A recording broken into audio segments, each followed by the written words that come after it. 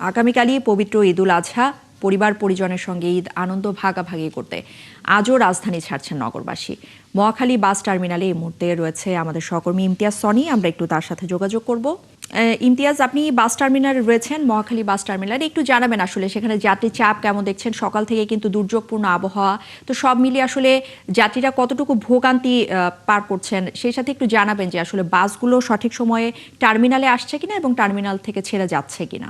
ইশরাত, আসলে টার্মিনালগুলোতে আসলে যত সময় আসলে চলে যাচ্ছে তত মানুষের উপচে পড়া ভিড় আমরা দেখতে পাচ্ছি। তো আপনার এই মানুষের চাপ, এই চাপটা কিন্তু সকালবেলা তুলনামূলকভাবে কম ছিল, কারণ সকালবেলা সেই সব যাত্রীরা আসলে টার্মিনালগুলোতে এসেছে যারা অগ্রিম টিকিট তাদের কাটা ছিল তাদের গন্তব্যে যাওয়ার জন্য। তখন কিন্তু আসলে এই যে যারা তখন টিকিট কাটে নাই, অগ্রিম টিকিট কাটে নাই, তারা কিন্তু আসলে বৃষ্টির পরে মূলত টার্মিনালগুলোতে আসা শুরু করেছে, যার কারণে আপনি দেখতে পাচ্ছেন যে এখন কিন্তু যাত্রীদের চাপ টার্মিনালগুলোতে অনেক।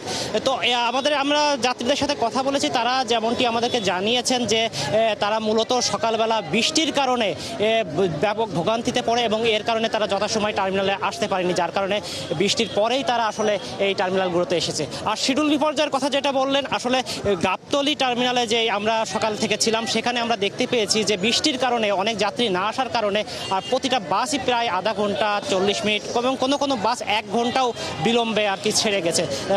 পরিবহন সংশ্লিষ্টরা আমাদেরকে যেমনটা জানিয়েছেন যে মানবিক কারণে অনেক যাত্রী তাদেরকে ফোন করার কারণেই কিন্তু তারা বাসগুলো আসলে একটু বিলম্বিত ছেড়েছে। তো এরপরে বৃষ্টি থামার পরে কিন্তু যাত্রীদের ভিড় এবং বাস যথাসময়ে কিন্তু ছেড়ে যাচ্ছে।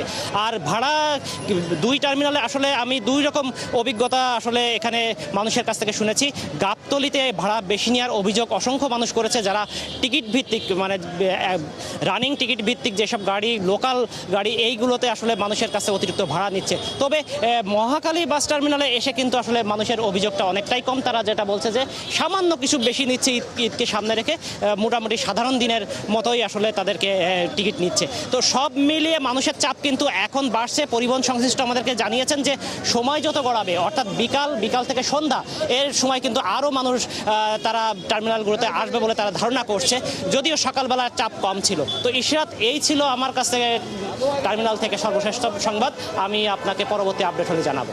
ধন্যবাদ। পরবর্তীতে আবারও আপনার সাথে যোগাযোগ করব। ইমতিয়াজ সনি আমাদের সাথে যুক্ত হয়েছিলেন মহাখালী বাস টার্মিনাল থেকে।